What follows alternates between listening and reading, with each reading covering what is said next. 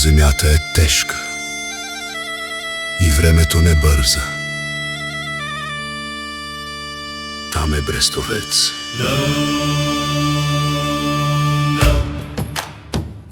Преди векове, още преди историята да бъде записвана, хората спряха тук. Не по заповед, по нужда, по корен. Името дадоха дърветата, брястовете от земята.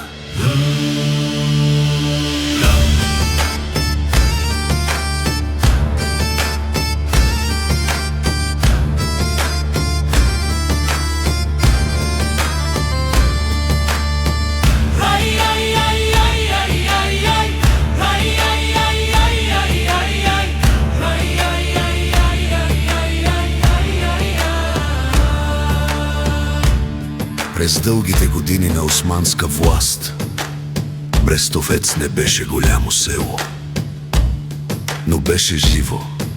Работеха ръце, прегърбваха се гърбове, раждаха се деца. Селото оцеляваше.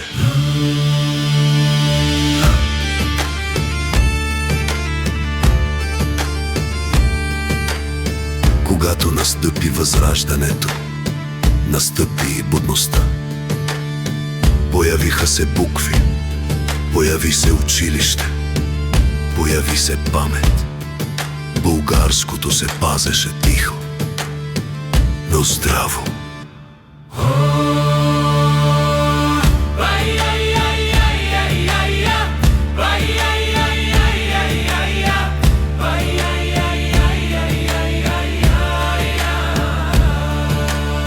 През 1877 година земята край Плевен прогърмя. Война, страх, надежда. Брестовец беше там. Даде хляб, даде подслон, даде синове. След свободата започна трудният път. Градеше се наново, с бавни стъпки синат. Появи се кметство ред. Селото растеше.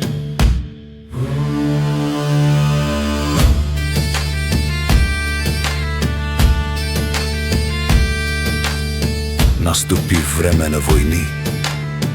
Мъжете тръгваха, някои не се връщаха. Имената им останаха в паметта, в тишината. След 9 септември настъпи друго време. Колективен труд, машини, работа за всички. Брестовец беше пълен, жив, шумен.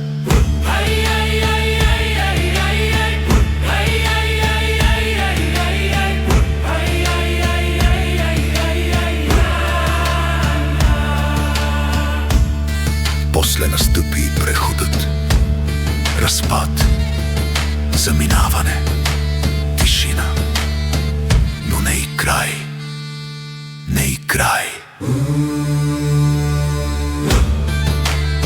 И днес Брестовец е тук и ще остане. Нови хора заселват старите къщи, градят се нови, деца играят навън свободни. Спокойствие и ред цари в селото. Брестовец ще остане не като спомен, а като село, живо село, с корени в земята, с памет в хората, с бъдеще. Брестовец, село, което живее.